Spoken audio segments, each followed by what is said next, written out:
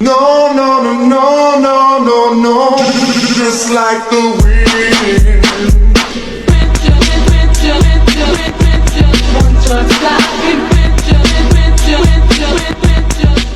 Shalom, di sini saya akan memateri dari mata kuliah Psikologi Perkembangan yang diberikan oleh Pak Juni Wando Purba, dan saya akan memperkenalkan identitas diri saya yang bernama Natalia Agnes Latusanai, NIM 15 2025 0101 059, Prodi PAK, Fakultas FIPK IAKN Ambon.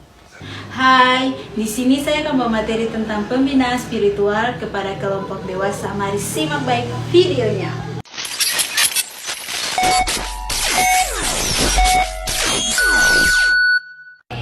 Ya baik, di sini kita akan memulaikan pembinaan kita. Untuk itu mari kita cari dan bernyanyi dari Kidung Jemaat nomor 3. Kami puji dengan riang. Kami puji dengan riang Dikau Allah yang besar, bagai bunga terima siang hati kami pun mekar. Kabut dosa dan derita, kebimbangan telah lenyap. Sumber sukar yang abadi, beri sinarmu menyerap. Mari kita satu dengan doa. Berdoa mulai. Ada lagi ungkapan syukur yang kami panjatkan kehadiran Tuhan, karena begitu besar cinta kasih dan penyertaan-Mu, sehingga kami sudah berkumpul di sini untuk memulaikan pembinaan spiritual kepada kelompok dewasa. Kiranya Tuhan hadir di tengah-tengah pembinaan ini, agar pembinaan yang sebentar hamba akan berikan bisa menjadi bekal dalam kehidupan kami dari hari lepas hari. Dalam nama Tuhan Yesus Kristus kami berdoa kepada Bapa di surga. Amin. Shalom, shalom. Di sini saya akan membawa materi yang berjudul pendekatan taktif dan relevan. Yang pertama itu karakteristik kelompok usia dewasa yang mempengaruhi pembinaan spiritual. Ada 3 contoh. Yang pertama itu memiliki pengalaman hidup yang kaya dan sering menghadapi pertanyaan tentang makna, tujuan, dan kematian. Yang kedua, lebih kritis dan analitis sehingga membutuhkan pendekatan yang rasional dan praktis, bukan hanya penjelasan dogmatis. Yang ketiga, memiliki tanggung jawab sosial, keluarga, dan pekerjaan sehingga pembinaan harus diintegrasikan dengan kehidupan sehari-hari. Selanjutnya, pendekatan utama dan pembinaan spiritual dewasa.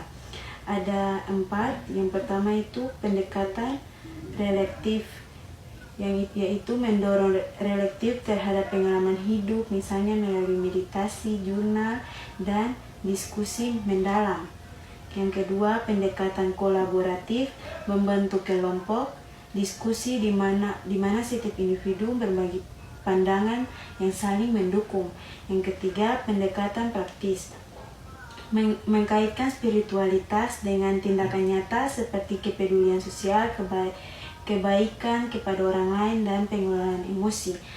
Terkadang kita sebagai orang dewasa, kita pasti selalu terbawa dengan emosi, selalu bikin apa itu selalu dengan emosional, tidak mau mengontrol emosi kita, seakan-akan kita berbicara sesuai dengan apa yang dikeluarkan dari mulut kita. Dan yang terakhir, pendekatan multikultural, menghargai keragaman keyakinan dan nilai berbagai latar belakang. Yang selanjutnya, pembinaan spiritual untuk dewasa. Yang pertama, meningkatkan kesejahteraan mental dan emosional, mengurangi stres dan kecemasan. Yang pertama itu, saya akan memberikan ayat-ayat Alkitab dan kedewasaan. Yang pertama itu Efesus 4 ayat 15 mengatakan bahwa sehingga kita bukan lagi anak-anak yang diombang-ambingkan oleh rupa-rupa angin, pengajaran oleh permainan palsu manusia dalam kelicikan mereka yang menyesatkan, tetapi dengan teguh berpegang kepada kebenaran di dalam kasih, kita bertumbuh di dalam segala hal ke arah Dia, Kristus yang adalah kepala. Ya, dari kitab yang saya baca, yaitu kita sebagai manusia biasa, yang terkhususnya kita sudah dewasa, dimana kita harus berpikir yang lebih jernih untuk berjalan ke jalan yang lebih benar. Dan pasti kita sudah dewasa, kita pasti berjalan ke jalan yang sesat. Untuk itu kita sebagai seorang dewasa, kita harus berjalan, kita harus membuka pikiran kita untuk berjalan ke jalan, mencari jalan keluar untuk keluar dari jalan kesesatan tersebut. Yang dimaksudkan ialah kita harus menjadi anak-anak dewasa yang lebih baik, cerdas, dan memikirkan yang lebih baik daripada yang lebih buruk, mendorong pemikiran kita yang matang, bijak, dan pasti dan kita harus berpikiran yang rohani. Selanjutnya ayat kedua itu Ibrani 5 ayat 14. Tetapi makanan keras adalah untuk orang-orang dewasa yang kerja mempunyai pencederaan dan yang terlatih untuk membedakan yang baik daripada yang jahat. Dari ayat ini menanamkan bahwa pentingnya mengalami pemahaman dan kebenaran yang lebih dalam, yaitu kita sudah dewasa, kita harus berpikir yang lebih mendalam. Kita harus mau melakukan segala sesuatu itu harus berpikir lebih panjang dulu daripada sekarang tidak. Penyesalan itu datang dari belakang. Kadang-kadang kita melakukan segala sesuatu itu kita tidak memikirkan apa yang akan ada dapat tantangan dari kedepannya.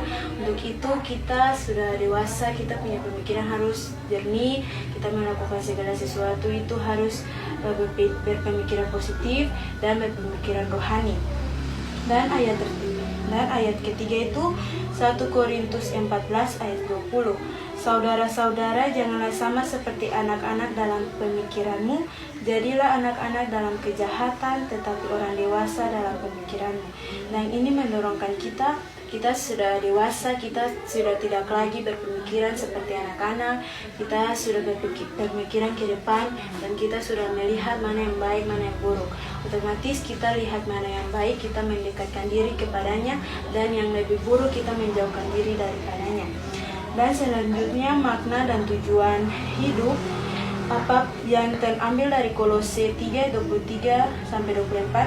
Apapun juga yang kamu perbuatlah dengan segenap hatimu seperti untuk Tuhan, bukan untuk manusia.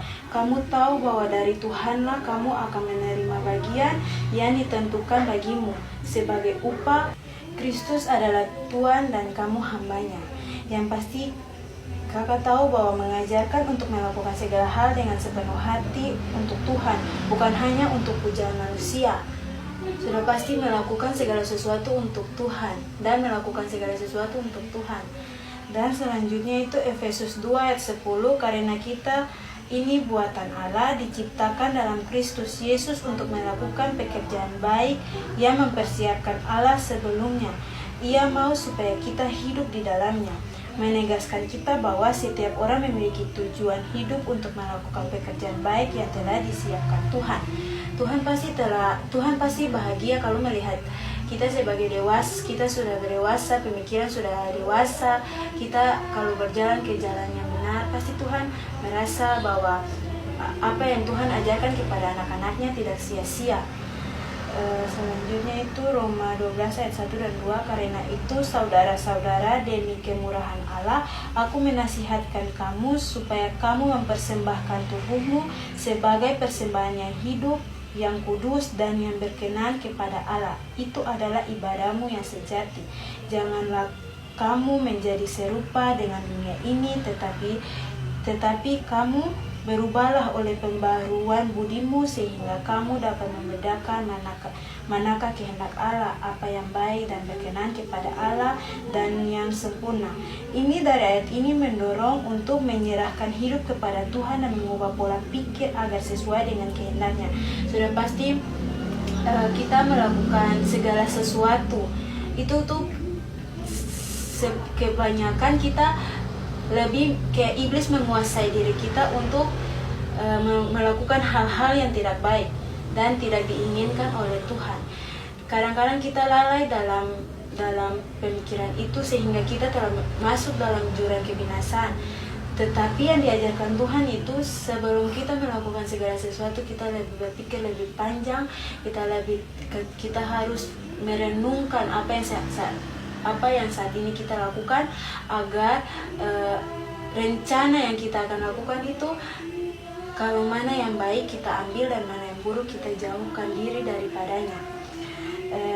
Kesan dan kesimpulan dari ayat-ayat tersebut itu, kita sebagai orang dewasa, kita sebagai manusia biasa, kita hidup di bawah pimpinan Tuhan. Tuhan telah menyediakan segala sesuatu bagi kita. Kita sebagai makhluk hidup yang mulia, kita harus berjalan di ladang Tuhan. Kita harus berpikir melakukan segala sesuatu itu, kita harus berpikir secara baik-baik. Kita harus menjauhi yang kejahatan, menjauhi segala keburukan yang ada di dunia ini, sehingga apa yang Tuhan kehendaki bagi kita itu semuanya bisa menjadi bekal dalam kehidupan kita nanti, dan kita bisa menjadi anak-anak Tuhan yang lebih baik. Mungkin itu saja dari saya. Terima kasih. Kesimpulan dari materi tersebut, kita sebagai orang dewasa, kita harus kita harus mengurangi emosi kita, dan kita harus saling berinteraksi dengan masyarakat sekeliling kita. Kebanyakan kita sudah dewasa, kita lebih memilih sendiri daripada berkecimpung dengan orang lain. Itu saja dari saya. Sekian dan terima kasih. Berikut kesimpulan mahasiswa terhadap aktivitas pembinaan spiritual kepada kelompok dewasa. Aktivitas pembinaan spiritual sangat penting bagi dalam bentuk karakter dan keimanan mahasiswa. Melalui kegiatan ini, mahasiswa tidak hanya memperoleh pemahaman yang lebih mendalam tentang nilai-nilai keagamaan dan moral, tetapi juga mampu menumbuhkan rasa syukur, empati, dan kedisiplinan. Pembinaan spiritual membantu mahasiswa untuk lebih dekat dan memahami makna kehidupan, memperkuat ketahanan mental dan emosional, serta meningkatkan kualitas keimanan dan ketakwaan. Dengan demikian, kegiatan ini menjadi fondasi penting dalam membentuk pribadi yang berakhlak mulia, bertanggung jawab, dan siap menghadapi berbagai tantangan dalam kehidupan ini. Sekian dan terima kasih.